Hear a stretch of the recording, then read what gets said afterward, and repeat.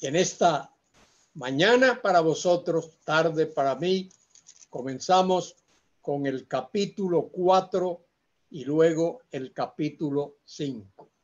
Fijaos bien, esos dos capítulos son introductorios de la tercera y última parte del Apocalipsis, que tiene que ver con las cosas que han de ser después de estas. Tiene que ver con los últimos acontecimientos, las cosas que Dios va a hacer en los postreros tiempos. Cuando esas cosas ocurran, ya la iglesia no va a estar en la tierra. Por eso tenemos ahí los capítulos 4 y 5. Esos capítulos 4 y 5 están ahí para contestar la pregunta: ¿en qué y de qué debe ocuparse la iglesia mientras aguarda el día cuando el Señor venga a recogerla? La iglesia no es para fiestecitas, la iglesia no es para bailes y cosas del mundo. La iglesia en el mundo tiene tres funciones principales. Esto lo he dicho ya anteriormente, pero quiero repetirlo. La principal función de la iglesia es la adoración al Dios Todopoderoso. Adorar a Dios, exaltar a Dios, honrar a Dios, glorificar a Dios. Esa es la primera función de la iglesia. La segunda gran función de la iglesia es el amor mutuo entre los hermanos. Esto lo enfatizó el Señor y lo enfatizó cada uno de los apóstoles. Pablo lo enfatizó, 1 Corintios capítulo 13. Pedro lo enfatiza en sus epístolas y el apóstol Juan lo enfatiza tanto en el Evangelio como en sus 3 epístolas. El amor mutuo, esa es la segunda gran misión, el segundo gran propósito, la segunda gran función de la iglesia. Y la tercera gran función de la iglesia es la proclamación del evangelio, predicar el evangelio. ¿Por qué está la iglesia en el mundo? Primero, para glorificar a Dios. Segundo, para mostrar el amor de Dios a través del amor entre los hermanos. Hermanos y hermanas, mostrando el amor de Cristo al mundo. Y en tercer lugar, la proclamación del evangelio. Esas son las 3 grandes funciones de la iglesia en el mundo. Esas son las 3 grandes razones de por qué la iglesia está en el mundo. Muy bien, comenzamos pues capítulo 4, versículo 1. Después de esto miré, después de tener la visión de las 7 iglesias, dice Juan, después de esto miré, y aquí una puerta abierta en el cielo. De paso, esa puerta abierta en el cielo no es para que la iglesia entre.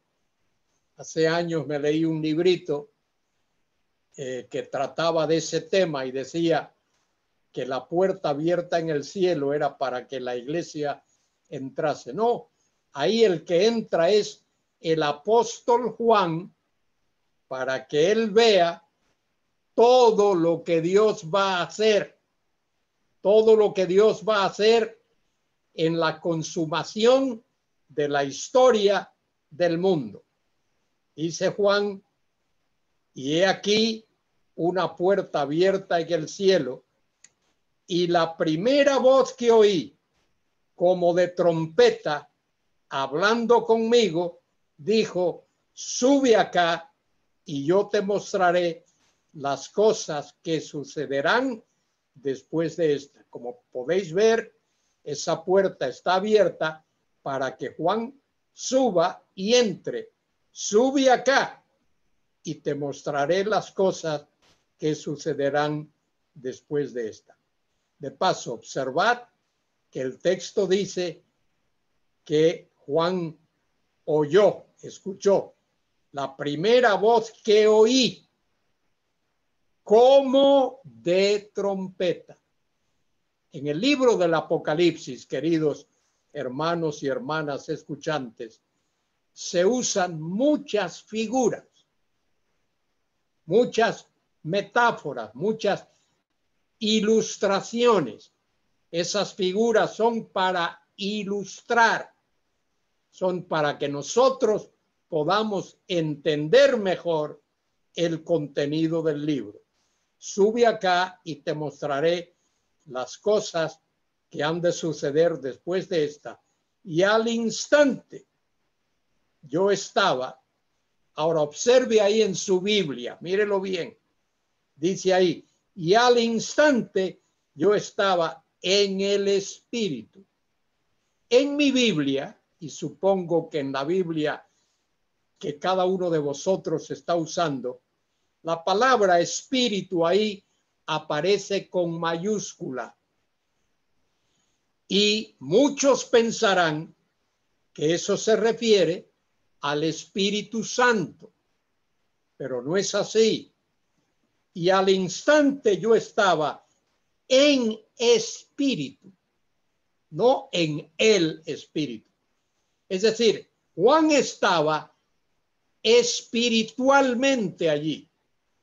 El espíritu de Juan, su persona espiritual estaba allí. El cuerpo de Juan estaba en la tierra, en la isla de Patmos, desde donde él tuvo esta visión. Cuando dice ahí, y al instante yo estaba, debe de leerse en espíritu. Y la palabra espíritu ahí debe de ir con minúscula, porque no se trata del Espíritu Santo, se trata del Espíritu de Juan. Y he aquí un trono establecido en el cielo, un trono firmemente colocado, puesto en el cielo. Establecido significa eso, un trono firme, un trono establecido, inconmovible en el cielo, y en el trono uno sentado. Y ese que está sentado en ese trono es nada más y nada menos que Dios el Padre, el Dios soberano, pero aquí se refiere a Dios el Padre, el majestuoso Dios, el Dios de la gloria. El trono, en ese trono glorioso está sentado Dios Padre.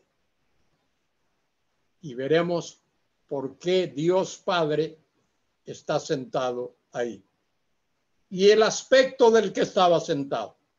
Ahora Juan va a describir el aspecto, cómo aparece delante de sus ojos. Y el aspecto del que estaba sentado era semejante a piedra de jaspe y de cornalina. Para que nosotros podamos entender, esas dos piedras hablan de un diamante de la mejor calidad, de la suprema calidad.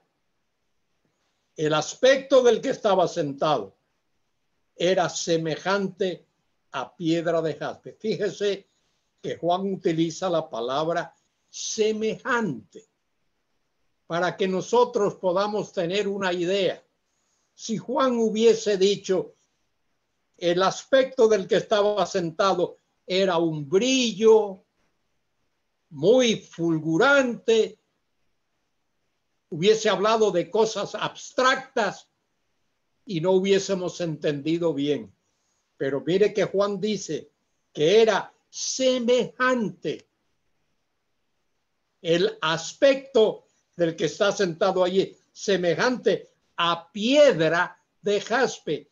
La piedra de jaspe uno la puede ver, la puede contemplar, la puede tocar.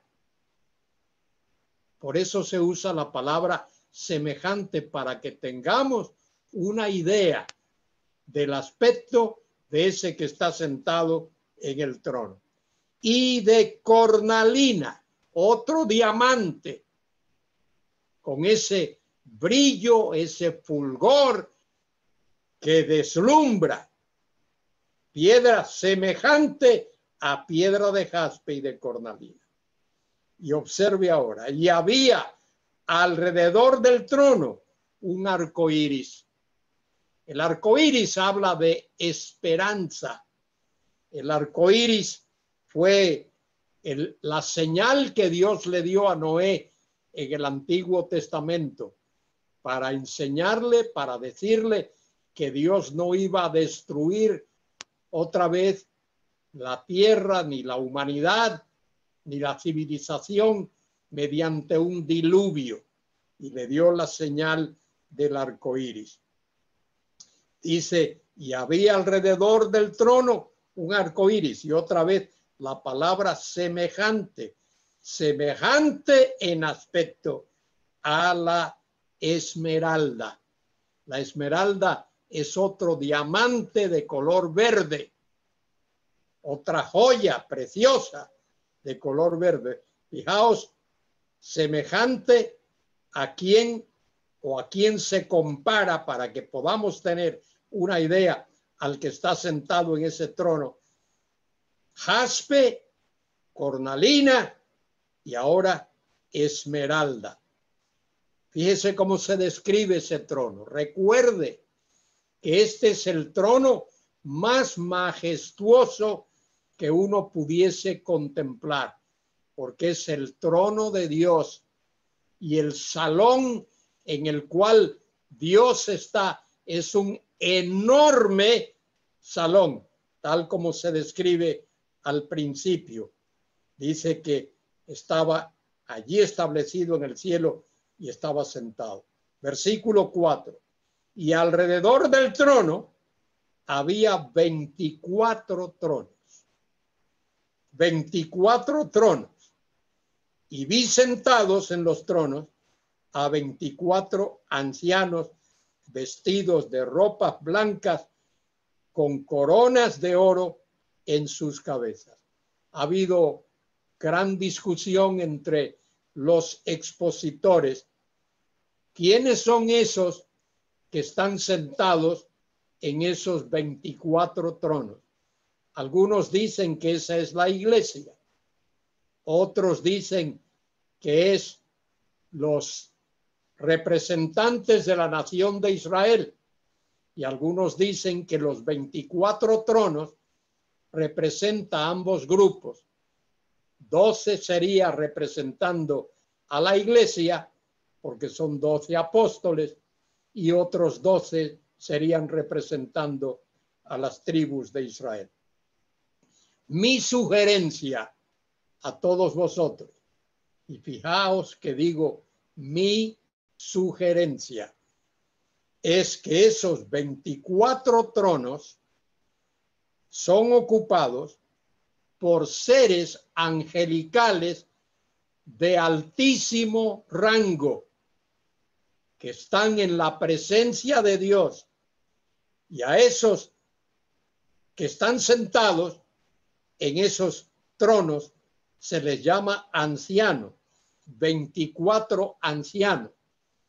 La palabra ancianos ahí no tiene que ver con edad, tiene que ver con el aspecto majestuoso de esas personas, con lo que ellos representan, el honor, el respeto que ellos merecen. De manera que sugiero que no se trata ahí de la iglesia, ni tampoco se trata de las tribus de Israel. Los 24 tronos están ocupados, los que están sentados ahí, esos 24 ancianos, son ángeles, seres angelicales del más elevado rango que uno pudiese imaginarse. Debemos recordar, queridos hermanos, que el número de los ángeles son millones de millones, miríadas de miríadas, que todo lo que Dios hace en el universo lo hace por la mediación de ángeles. Esto es lo que dice la epístola a los Hebreos 1:14. Los ángeles son espíritus ministradores. Y todo lo que Dios hace, la ejecución de la voluntad de Dios, es llevada a cabo por ángeles. Y aquí tenemos este ejemplo, esos 24 tronos ocupados por 24 ancianos, esos ancianos vestidos de ropas blancas, eso habla de su santidad, con coronas de oro en sus cabezas, eso habla de la autoridad que Dios ha dado a ellos. Son los servidores de Dios los que ocupan esos tronos, honran a Dios, glorifican a Dios. Y del trono salían relámpagos y truenos y voces, y delante del trono ardían 7 lámparas de fuego, las cuales son los 7 espíritus de Dios. ¿Por qué salen del trono relámpagos y truenos y voces? ¿Por qué esos fenómenos? Porque este libro, a partir de aquí, trata de juicios. El libro del Apocalipsis, en esta tercera parte, tiene que ver con juicios tremendos.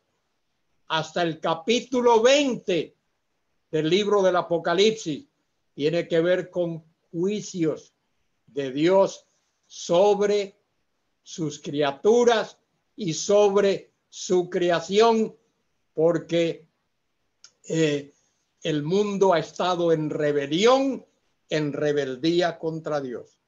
Por eso dice ahí, y del trono salían relámpagos. Dios es el que tiene esa autoridad sobre esos relámpagos. Y truenos, habla de juicio. Y voces, las voces de esos seres que rodean al trono. Y dice allí, y delante del trono ardían 7 lámparas de fuego. Esas son las que Dios va a usar para ejecutar sus juicios, las cuales son los 7 espíritus de Dios. Los 7 espíritus de Dios tiene que ver con el Espíritu Santo. Es decir, toda la Trinidad, todo lo que Dios es, está implicado en esto que Dios va a hacer.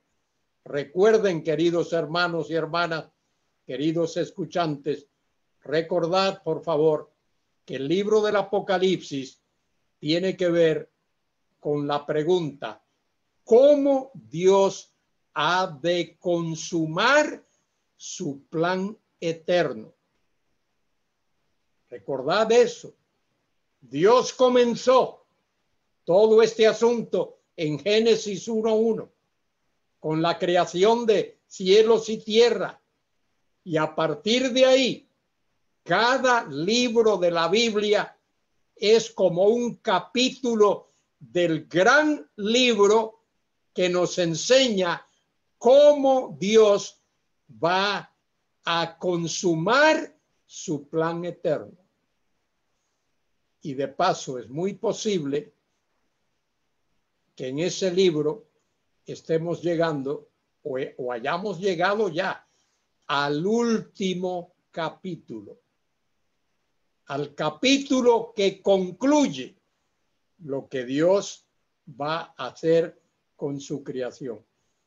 Esto es tremendo porque fijaos bien cómo el mundo está totalmente desentendido de lo que Dios está haciendo.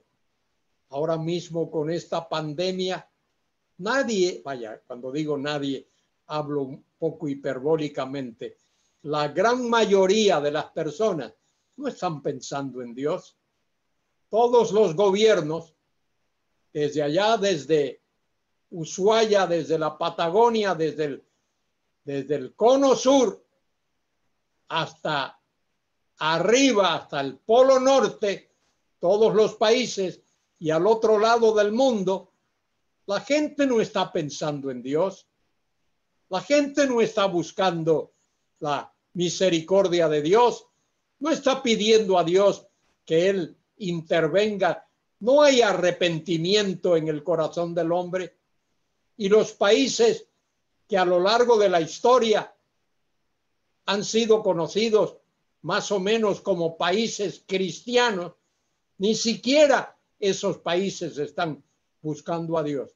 Tengo muchos amigos en los Estados Unidos que me escriben, leo sus escritos, los leo por internet y me están diciendo cómo ellos están esperando el descalabro, la hecatombe que ha de ocurrir en esa gran nación que por muchos años lideró el mundo enviando misioneros y enviando ayuda a todas las naciones de la tierra.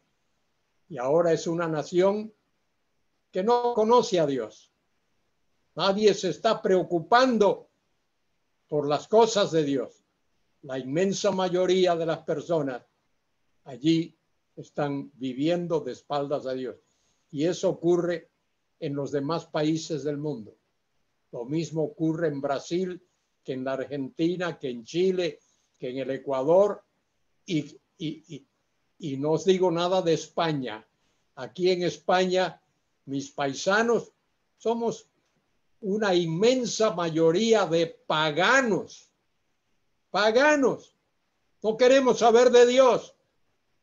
Queremos todos satisfacer nuestros propios deseos, nuestras propias necesidades, nuestros propios instintos.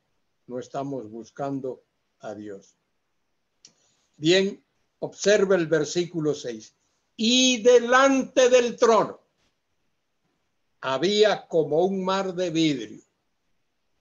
Ese mar de vidrio habla de la santidad de aquel que está sentado en el trono.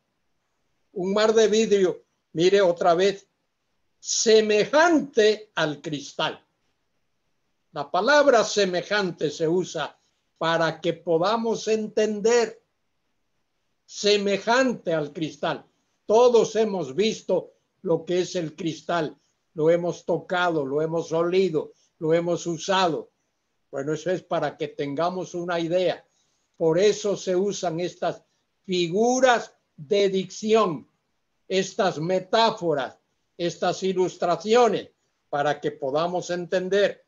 Y delante del trono había como, fíjese, como semejante a un mar de vidrio, semejante al cristal, como mar y como cristal, para que la mente humana, el lector, pueda comprender.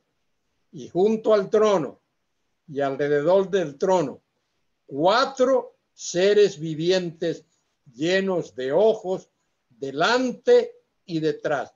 Esos 4 seres vivientes son seres angelicales del más alto rango posible. Y esos son los que están ahí alrededor del trono, delante y detrás, y a la derecha y a la izquierda del trono. El primer ser viviente era semejante a un león. Fíjese, león semejante a un león. El león es el rey de la selva, para que tengamos una idea. Se nos dice ahí semejante a un león. El segundo, semejante a un becerro. Y sabemos lo que es un becerro.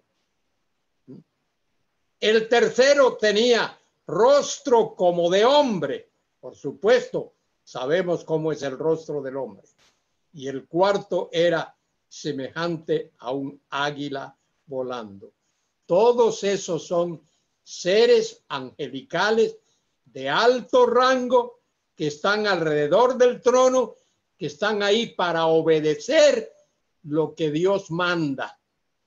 Los mandatos de Dios, las órdenes de Dios, la ejecución de los planes de Dios.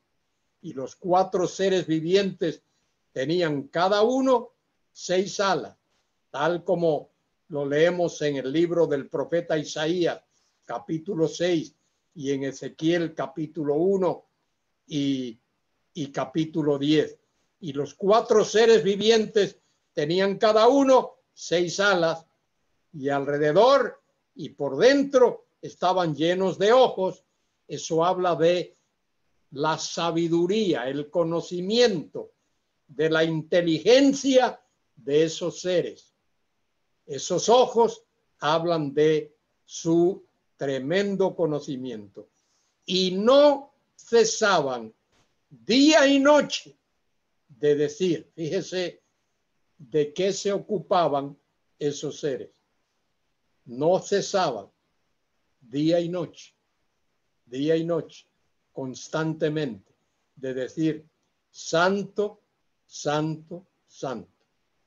Cuando dice ahí santo, santo, santo, no se refiere al hecho de que Dios es Padre, Hijo y Espíritu Santo, y un santo es para Dios Padre, otro para Dios Hijo y otro para Dios Espíritu Santo. No.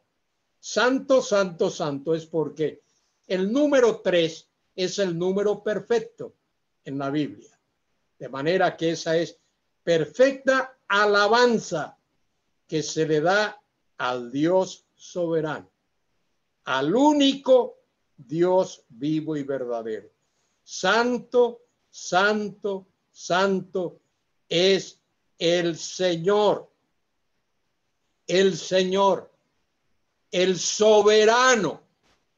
La palabra Señor ahí es la palabra Adonai, el Señor, el Señor, el Dios, el Elohim, el Señor Dios todopoderoso. Y la palabra todopoderoso es Pantocrator. Panto es todo, Krato es poder, el que todo lo puede. Santo, santo, santo es el Señor Dios todopoderoso. Qué tremenda declaración y qué tremendo reconocimiento. Y fíjese, el que era, el que es y el que ha de venir.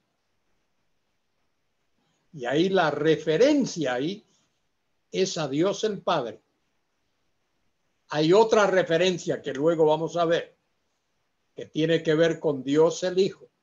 Pero aquí la alabanza es al que está sentado en el trono, a ese que al cual se describe al principio de este capítulo. Al instante estaba yo en espíritu y aquí un trono estaba establecido en el cielo y en el trono uno sentado. Ese que está sentado en ese trono es Dios el Padre. De manera que eso que es alabado aquí en el capítulo 4, esa persona, ese ser que es alabado, en el capítulo 4 y versículo 8, ahí la referencia es a Dios Padre. Es importante que observemos eso. Es importante. Lo dice ahí. Los 4 seres vivientes tenían cada uno 6 alas y alrededor y por dentro estaban llenos de ojos y no cesaban día y noche de decir: Santo, Santo, Santo es el Señor Dios Todopoderoso, el gran soberano del universo, el que era, nunca, jamás ha comenzado a existir. Dios siempre ha sido, siempre ha existido. No ha habido un instante, una millonésima de segundo, cuando Dios no haya sido. Él es el eterno. Y esa es la idea ahí. El que es. Él es el eterno. El Señor Dios Todopoderoso. El que era. El que es. Y el que ha de venir. Qué tremendo es tener un Dios como ese Dios. Qué triste es que haya personas en el mundo que no conozcan a ese Dios. El que era, el que es y el que ha de venir. Los 3 tiempos ahí. Él es el eterno. El que era, el que es y el que ha de venir habla de su eternidad. Y su eternidad, repito, significa que Dios nunca comenzó a existir. Él siempre ha sido. Siempre ha sido. Él es el creador de todo, sustentador de todo. En el principio era el Verbo, y el Verbo era con Dios, y el Verbo era Dios. Este era en el principio con Dios. Todas las cosas por Él fueron hechas, y sin Él nada de lo que ha sido hecho fue hecho. En Él estaba la vida, y la vida era la luz de los hombres. De ese Dios es el del que se está hablando aquí. Bien, versículo 9. Y siempre que aquellos seres vivientes dan gloria y honra y acción de gracia al que está sentado en el trono, al que vive por los siglos de los siglos. Fíjese en ese versículo. Fíjese el ejemplo de estos seres angelicales. Siempre que aquellos seres vivientes, ángeles, dan gloria.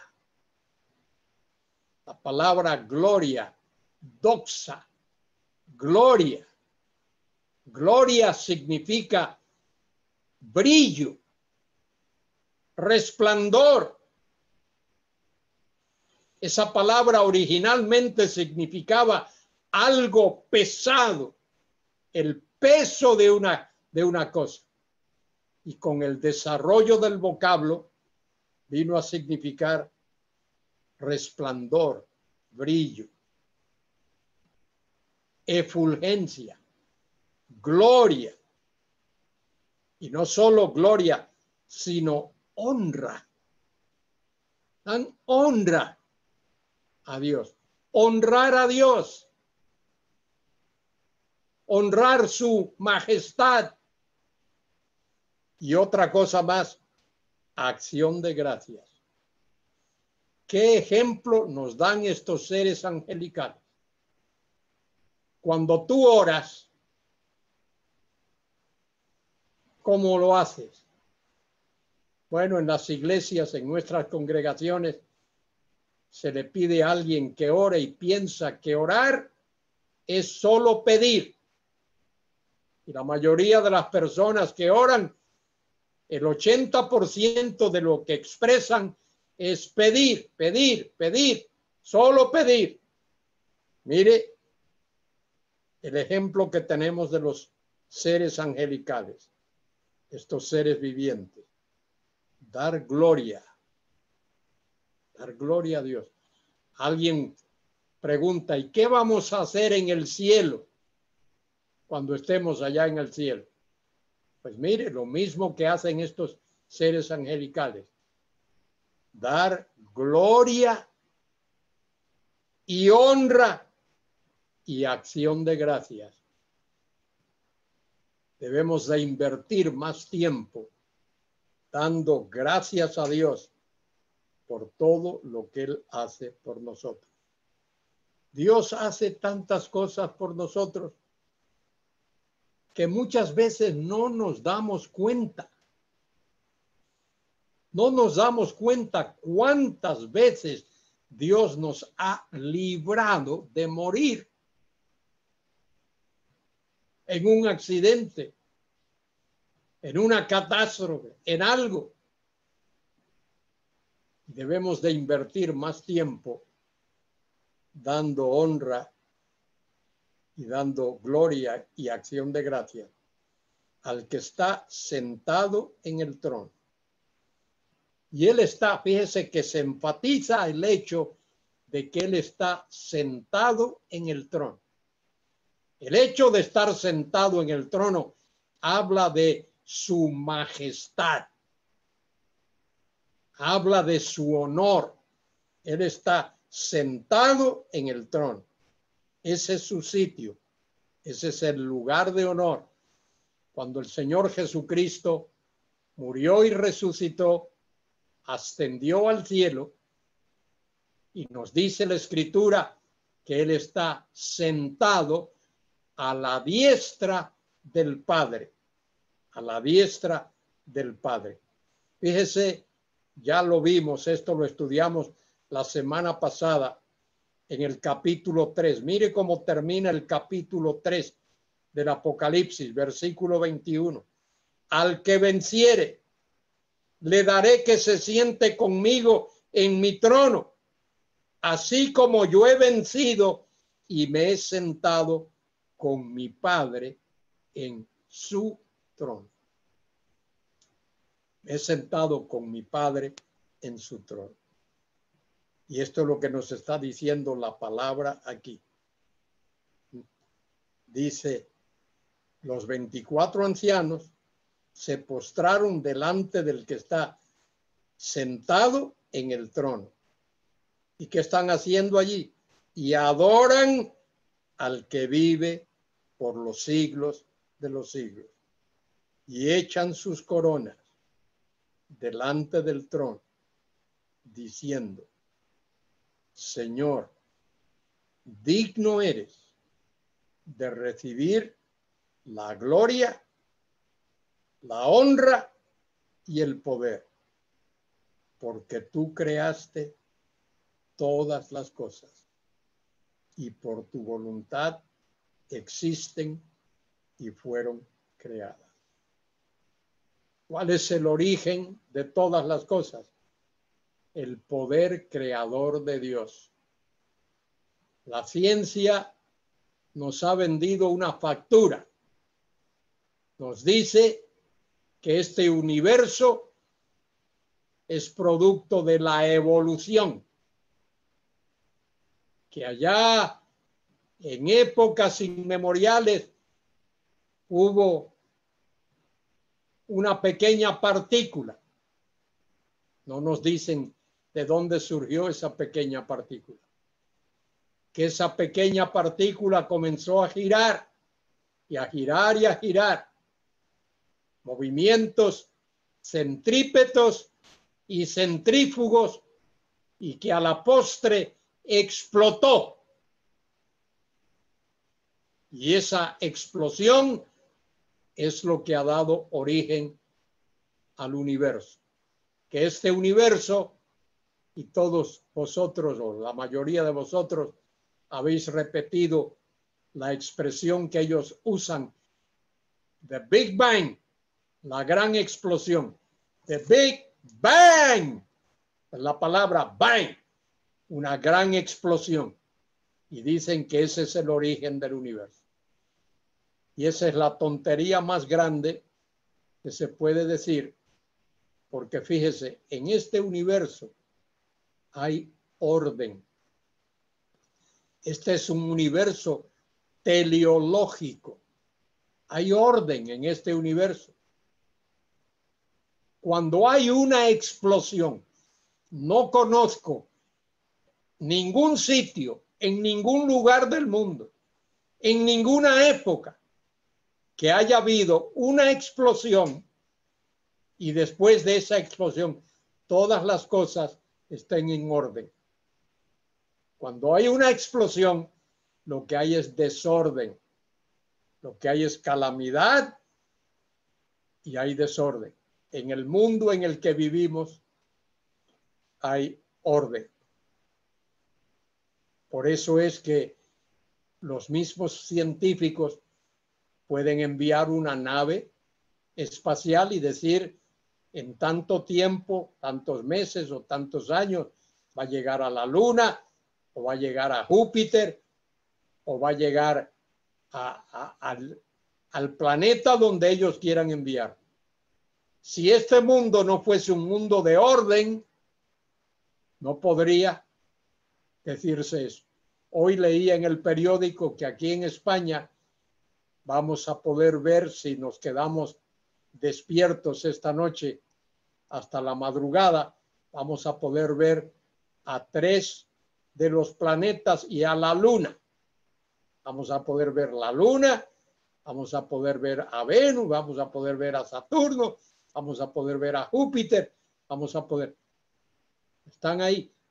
Si este no fuese un mundo de orden, eso sería imposible que ocurriese. Ahora fíjese lo que hacen estas criaturas, adorando a Dios. Versículo 11. Señor, digno eres. Digno eres. Ninguno de los dioses paganos es digno.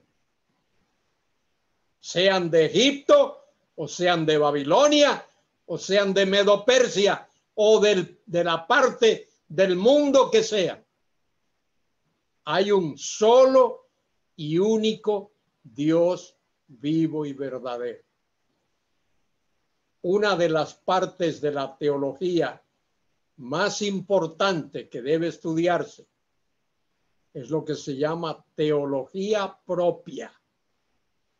Teología propia tiene que ver con cómo es Dios aparte de sus obras.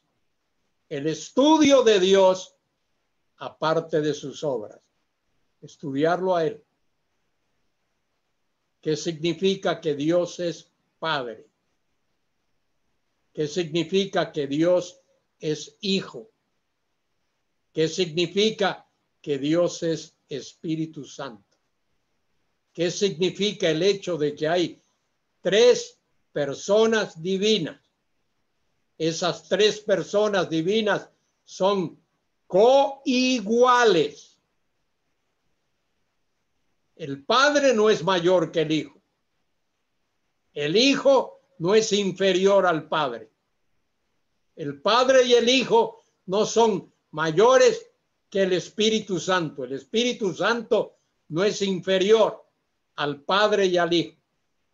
Hay un solo y único Dios, vivo y verdadero, pero ese Dios ha existido siempre y existirá siempre por toda la eternidad. Padre, Hijo y Espíritu Santo. ¿Por qué Padre y por qué Hijo? Porque eso se trata de relación eterna. Padre e Hijo habla de relación eterna. El Padre ama al Hijo eternamente y el Hijo ama al Padre eternamente. Y el Espíritu Santo ama al Padre eternamente y ama al Hijo eternamente. Y el Padre y el Hijo aman al Espíritu Santo eternamente. Eso es el misterio de la Trinidad. Así es Dios. Y Él nos ha dado a conocer en su palabra todo lo que Él quiere que conozcamos. Por eso aquí estos seres angelicales adoran a Dios, alaban a Dios, al que está sentado en el trono, al que vive por los siglos de los siglos. Echan sus coronas delante del trono en humildad y en reconocimiento y en adoración, y lo llaman Señor. Versículo 11. Señor significa soberano, y el soberano es digno. Digno eres de recibir la gloria, el brillo, el honor, la refulgencia, el honor, la honra. Eso que hacen los ángeles, echar sus coronas delante del trono. Y el poder. Él es el todopoderoso. Todos tenemos que depender de Él. Él no depende de nadie. Absolutamente de nadie. Y el poder. Y, él no, y Juan nos da aquí la razón. ¿Por qué? Dice allí en el versículo 11. ¿Por qué?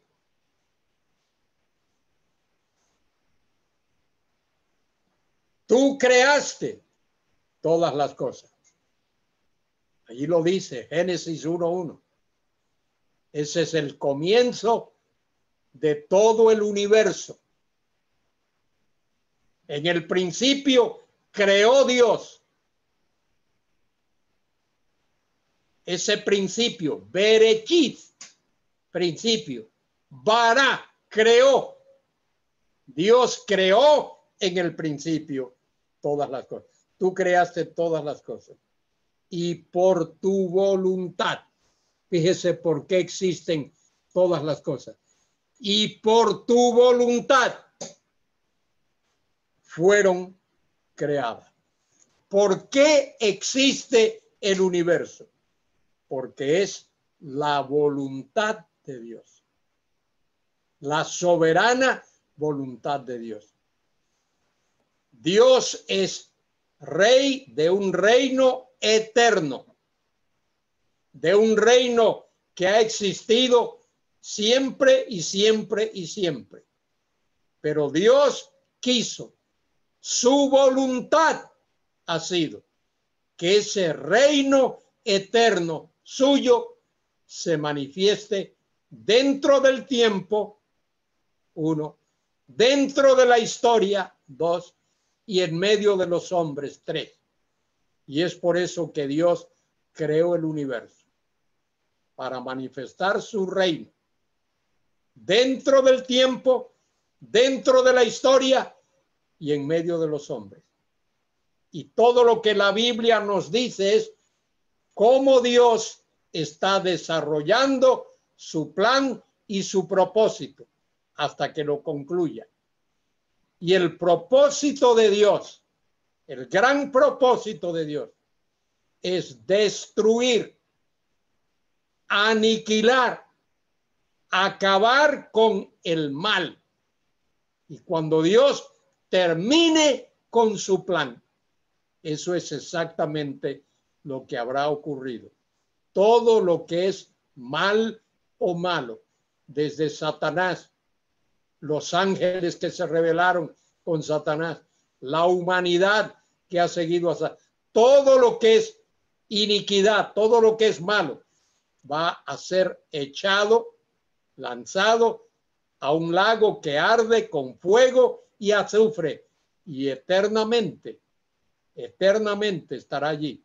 Y el mal habrá desaparecido de la experiencia humana, porque Dios tendrá a su remanente en la santa ciudad Jerusalén, donde no habrá mal, donde no habrá tinieblas, donde Dios será honrado y glorificado. Muy bien, El capítulo 4 nos introduce a ese gran trono donde está sentado el Dios Padre Todopoderoso, preparado para juzgar el universo, incluyendo la humanidad, incluyendo al diablo, Satanás y sus ángeles.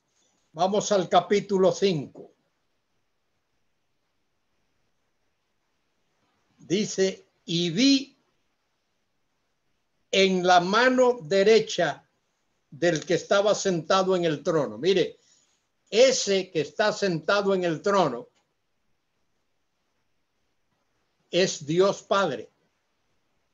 Y sobre la diestra, la mano derecha, está esto que Juan nos va a decir ahora. Vi en la mano o sobre, encima de la mano derecha del que estaba sentado en el trono, un libro.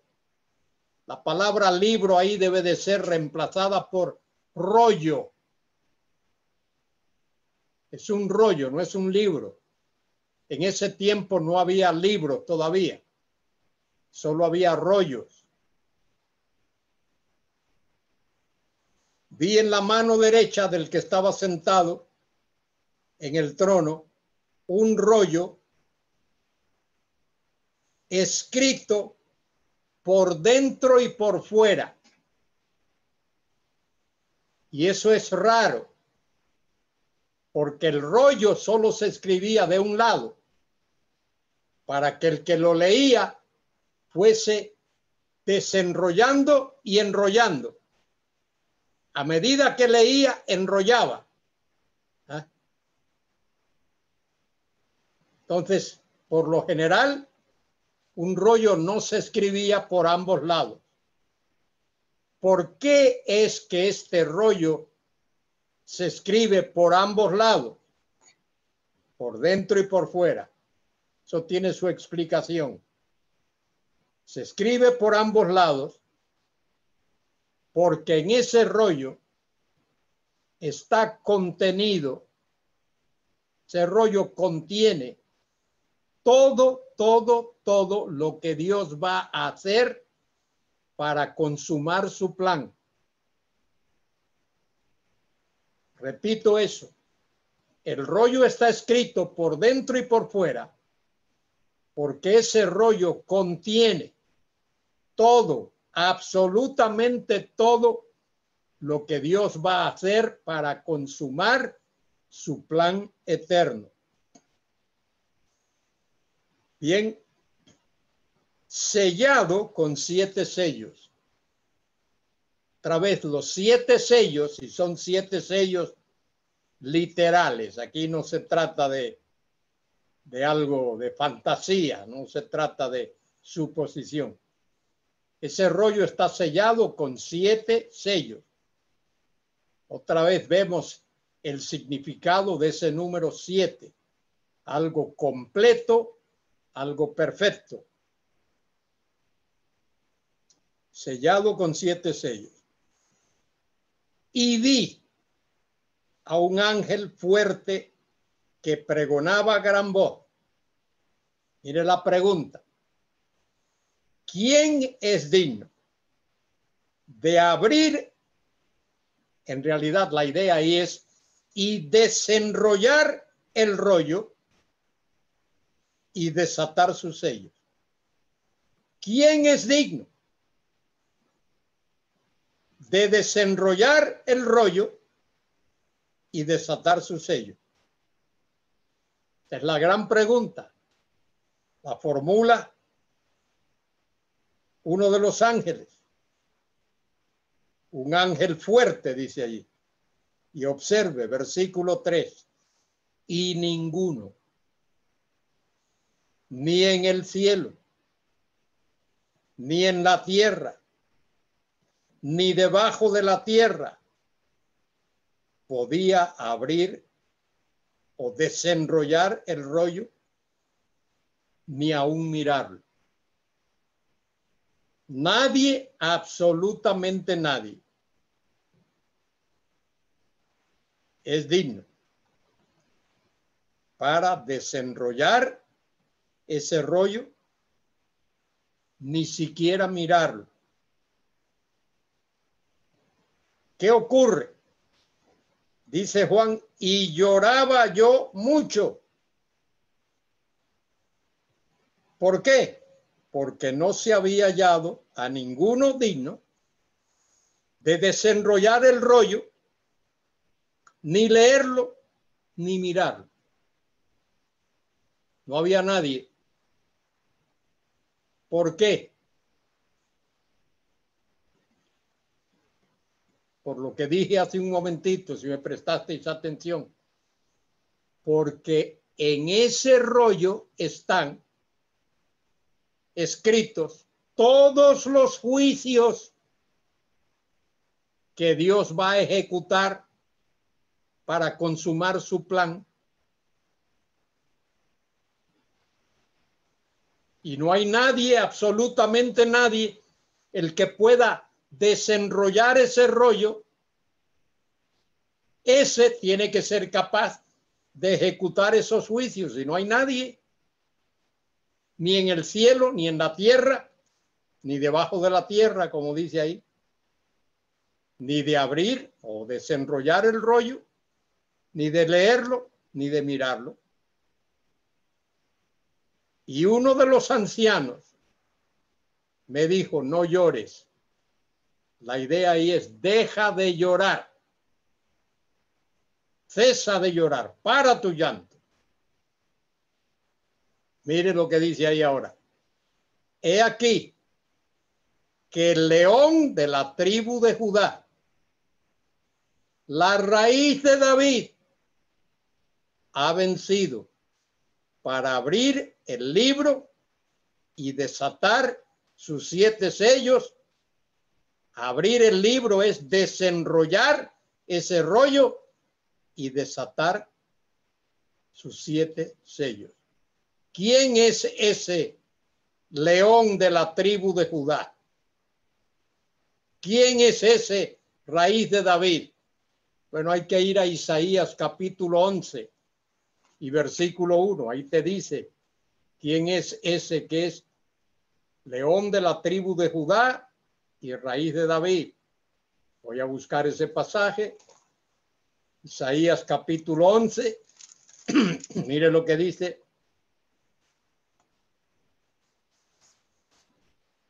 Saldrá una vara del tronco de Isaí y un vástago retoñará de sus raíces y reposará sobre él el espíritu de Jehová, espíritu de sabiduría, de inteligencia, espíritu de consejo y de poder, espíritu de conocimiento y de temor de Jehová. Ese es el único digno y ese es el Mesías. ¿Quién es digno? El Mesías, el único digno.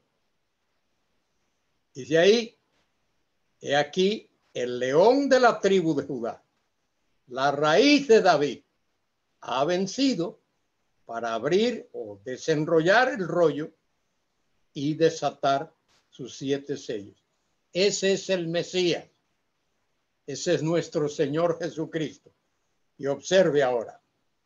Y miré y vi que en medio del trono y de los 4 seres vivientes y en medio de los ancianos estaba en pie un cordero como inmolado. Qué tremendo. Está en pie, pero ha sido como inmolado, que tenía 7 cuernos y 7 ojos. Los 7, el cuerno habla de poder. 7 habla de perfección. Poder perfecto, todopoderoso. Y 7 ojos.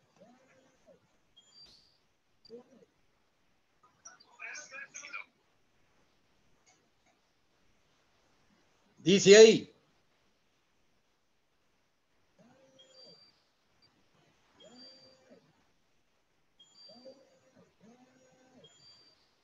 Momentito, momentito que...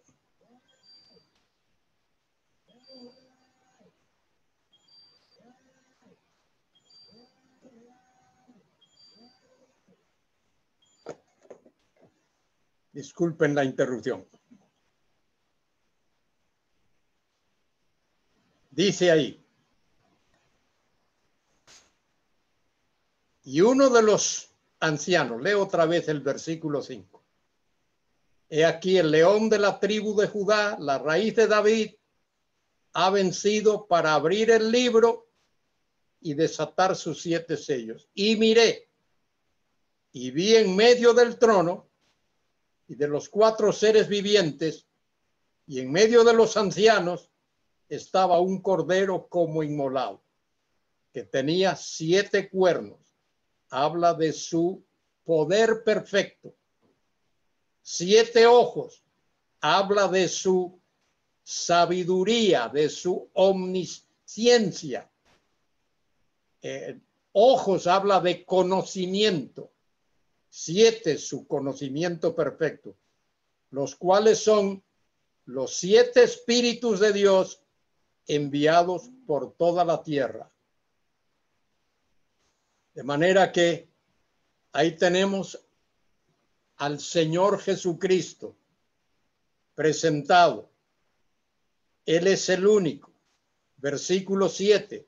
Fíjese. Y vino y tomó el rollo de la mano derecha del que estaba sentado en el trono. Él es el único digno. Él toma el rollo que está encima de la mano derecha del que está sentado en el trono, que es Dios Padre.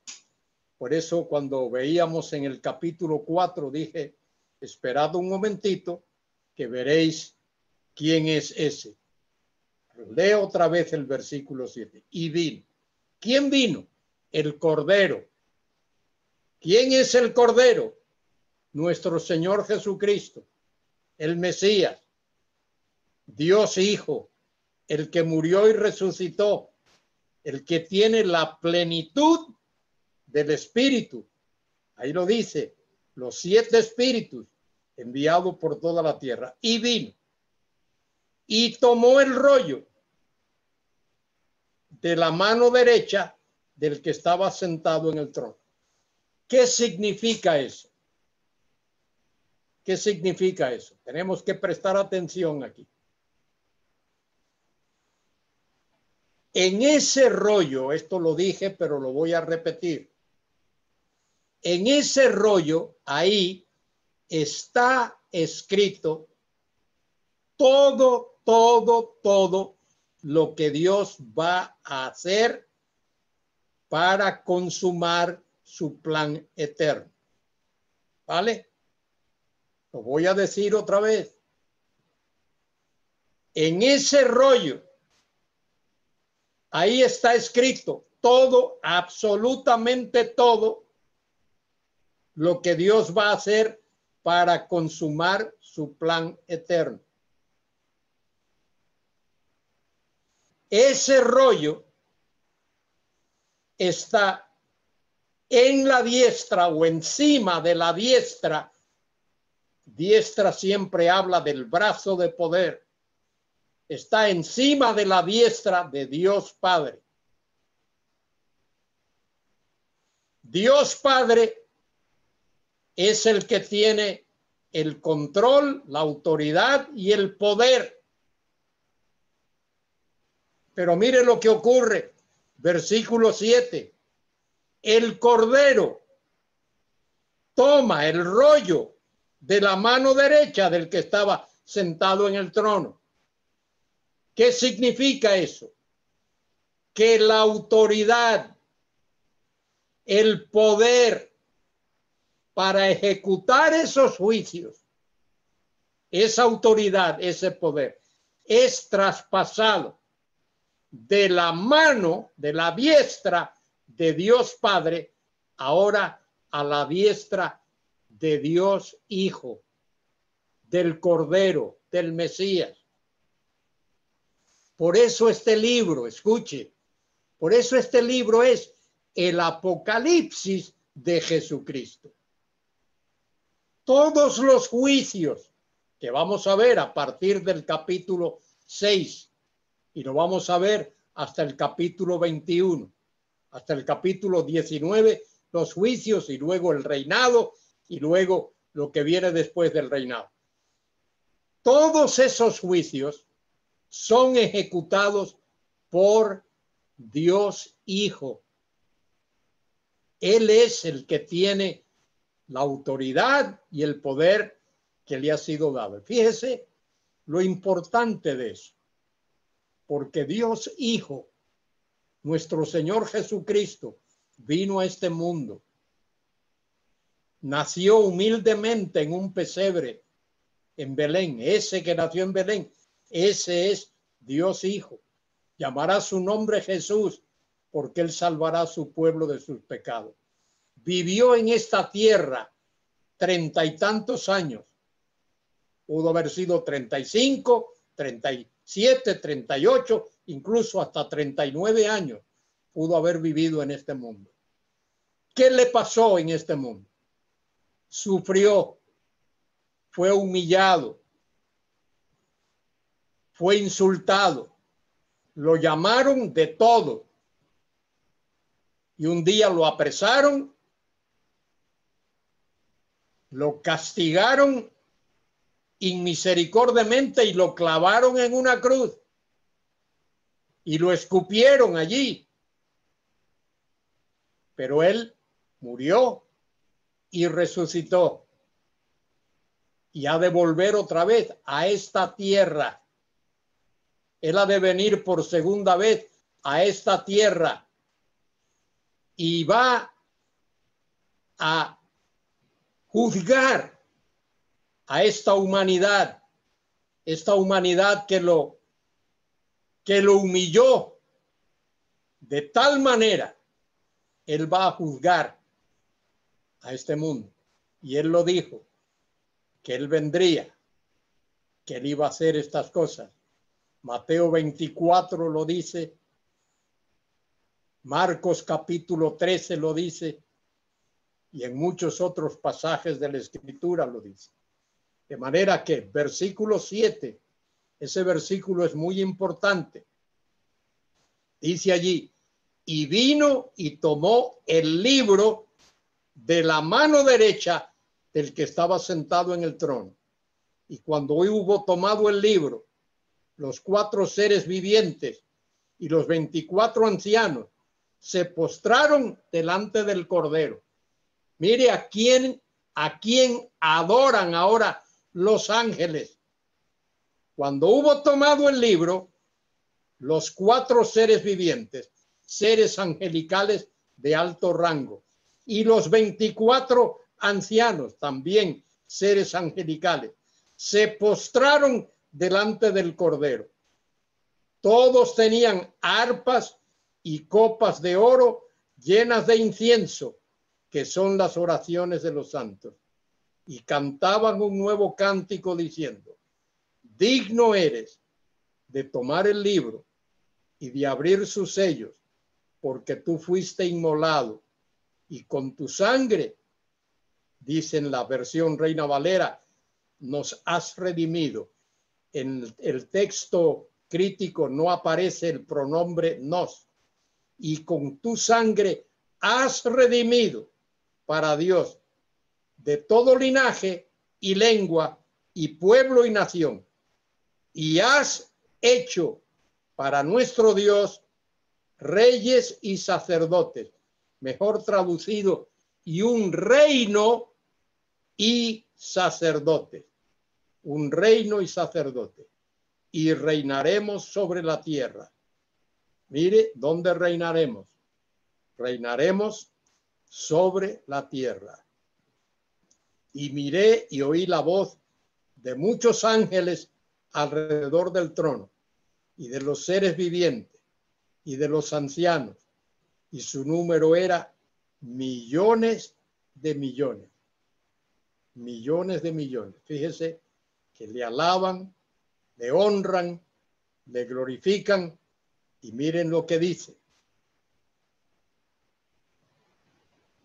Dicen, dan gloria y honra, nos has hecho para nuestro Dios reyes y sacerdotes y reinaremos en la tierra. Y miré y oí la voz de muchos ángeles alrededor del trono y de los seres vivientes y de los ancianos. Su número era millones de millones, que decían a gran voz: el Cordero que fue inmolado es digno de tomar el poder,